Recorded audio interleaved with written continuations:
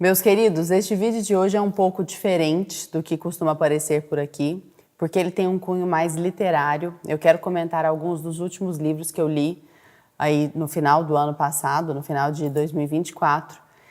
E por que eu tomei a iniciativa de fazer isso? Porque foram 3 livros em sequência que me trouxeram uma reflexão que me pareceu muito interessante, me pareceu útil, a respeito do papel da arte, mormente o papel da literatura.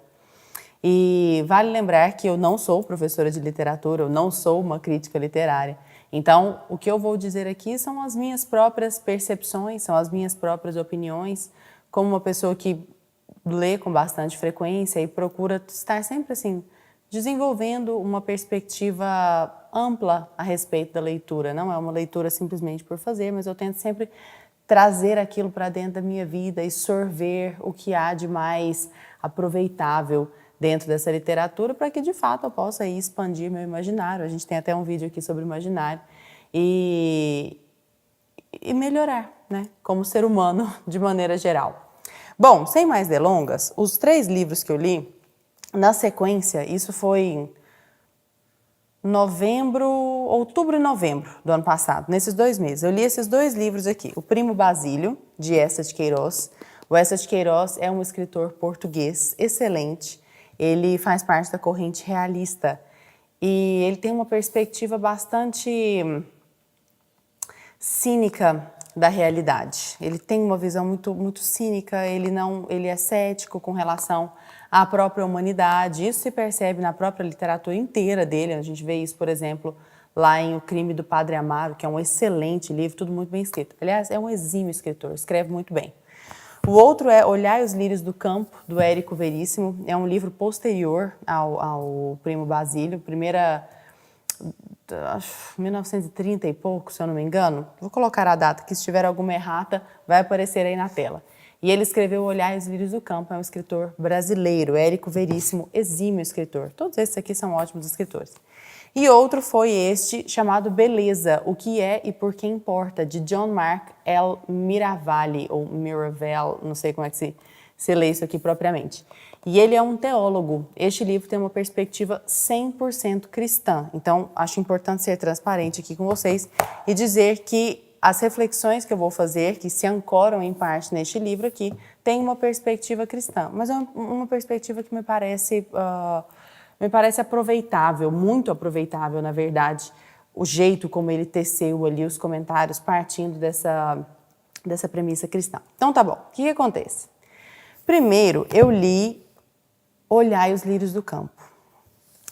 E qual é a história, assim, sem dar muitas pistas, né, para vocês, para quem queira ler, não perder o interesse, qual é a história de Olhai os Lírios do Campo? É a história de um homem chamado Eugênio, que teve uma infância muito pobre, uma vida muito difícil, uma família complicada, ele tem autoestima baixíssima, assim, a autoestima dele é extremamente comprometida, mas ele consegue fazer medicina, graças aos esforços contínuos dos pais, são homens bem batalhadores e tudo mais.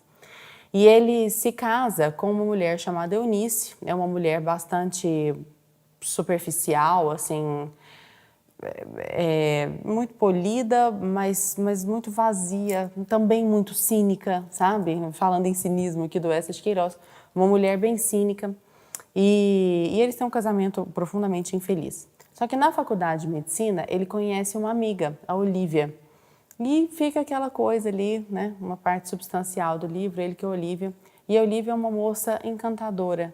É uma moça super discreta, ela não é caricata dentro do livro, o que me deixa, o que me fez afeiçoar bastante pela Olívia, porque geralmente os personagens mais doces e mais redentores, digamos assim, tendem um pouco a ser mais caricaturados. É fácil cair na caricatura daquele bonzinho, aquela coisa meio angelical e tudo mais. E a Olívia não é. Ela é uma mulher muito pé no chão,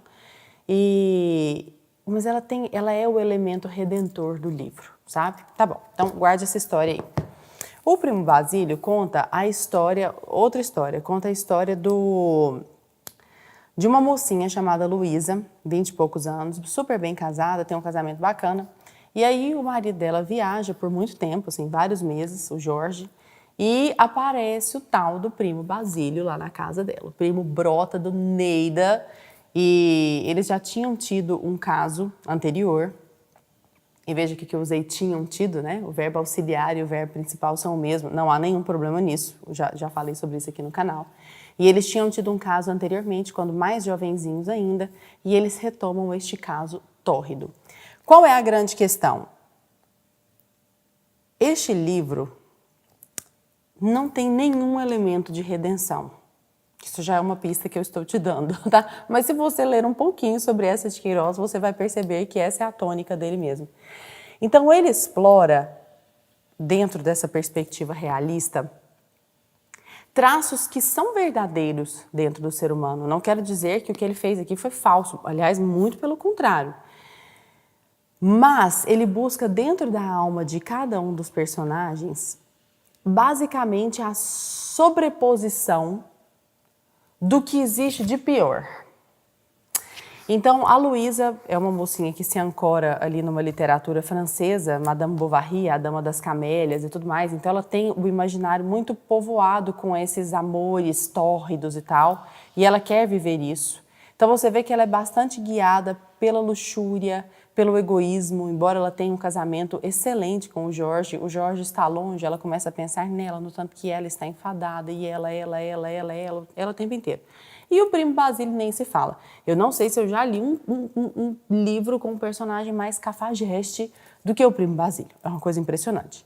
É aquele Dom Juan que aparece lá, bem luxurioso